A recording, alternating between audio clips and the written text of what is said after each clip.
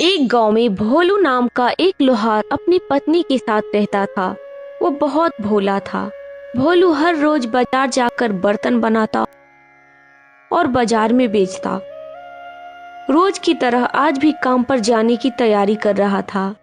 अरे भाग्यवान, जल्दी से मेरा खाना का डब्बा दे दो। पत्नी जब डब्बा लेकर आई तो भोलू ने कहा, भाग्यवान, मुझे आज आने में देर हो जाएगी, शायद मैं रात को आऊं। इतना कहकर भोलू अपने काम पर निकल गया। काम पर जाने का रास्ता एक जंगल से होकर गुजरता था। भोलू जैसे ही जंगल की ओर बढ़ा, उसे कुछ आवाज सुनाई दी।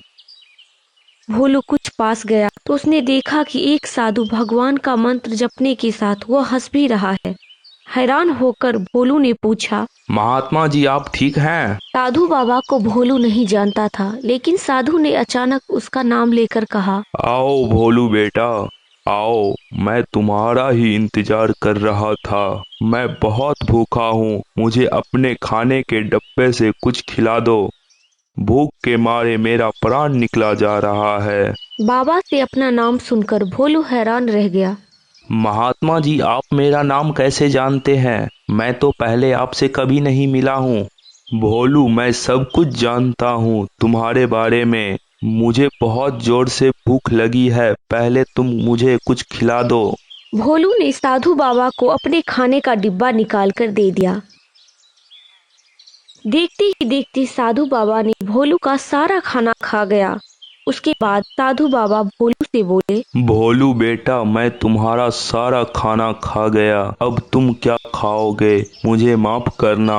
कोई बात नहीं महात्मा जी, मैं काम के लिए बाजार जा रहा हूँ, मैं वहीं कुछ खा लूंगा। यह सब सुनकर साधु बाबा ने भोलू को खूब आशीर्वाद दिया और भेंट के तौर पर एक हथौड़ा भी दिया। भोलू बहुत ही भोला था और उसका मन भी बहुत साफ था। भोलू ने साधु बाबा से बोला, आपका आशीर्वाद ही मेरे लिए बहुत है महात्मा जी। इस हथौड़ा का मैं क्या करूँगा, आप ही रखिए। बेटा, यह मामूली हथौड़ा नहीं है, यह एक जादुई हथौड़ा है जो मेरे गुरुजी ने मुझे दिया था, और अब मैं तुम्हें दे रहा हूँ क्योंकि तुम्हारा दिल साफ है। इसका इस्तेमाल अच्छे कामों के लिए ही करना और किसी दूसरे के हाथ में इसे कभी मत देना। इतना कहकर वह साधु वहाँ से अदृश्य हो गए। भोलू अपने हाथों में हथौड़ा लेकर बाजार पहुँच गया। औजार बनाने से पहले उसके दिमाग में आया कि आज इसी हथौड़े से लोहा पीटता हूँ।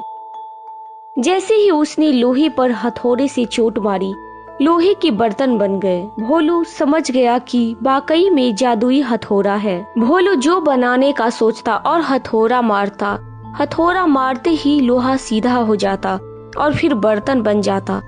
जादुई हथौड़े की वजह से भोलू का काम जल्दी खत्म हो गया और वह अपने साथ ही उस जादुई हथौड़े को घर ले आया। अरे भाग्यवान, सुनती हो? बहुत जोरों की भूख लगी है, कुछ खाने को दे दो। लाती हूँ। अरे देखो तो मैं आज क्या लेकर आया हूँ। ठीक है, आती हूँ। हे भगवान, यह क्या लेकर आ गए? इसका मैं क्या करूं? भाग्यवान, तुम इस हथौड़े के बारे में जानती नहीं हो। यह एक जादुई हथौड़ा है, इससे कुछ भी करवा सकते हो। अब यह हथौड़ा के बारे में क्या जानना? भोलू ने अपनी पत्नी से यह सारी बात बताई। इस तरह रोज भोलू उस हथौड़े से जल्दी काम खत्म कर लेता और कई बार ज्यादा बर्तन बनाकर उन्हें गांव के लोगों को भी बेच देता था। धीरे धीरे उसके घर की हालत पहले से कुछ ठीक होने लगी। भोलू सोचने लगा कि इस हथौड़े से अब काम जल्दी जल्दी हो जाता है, लेकिन कुछ ज्यादा फायदा नहीं हो रहा। यह सोचकर भोलू घर से निकला और जंगल की तरफ चल दिया। उस जंगल में वही साधु भोलू को दोबारा दिखा। भोलू साधु से बोला, साधु बाबा, इस जादुई हथौड़े से मेरा सारा काम जल्दी हो जाता है, औजार और बर्तन भी बहुत जल्दी बन जाता है, लेकिन बाबा, क्या मैं इस हथौड़े से सिर्फ इतना ही काम कर सकता हूँ?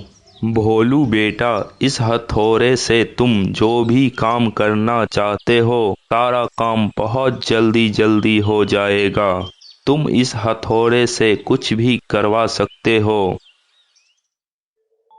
भोलू ने अच्छे से साधु बाबा से उस जादुई हथौड़े को इस्तेमाल करने का तरीका सीखा।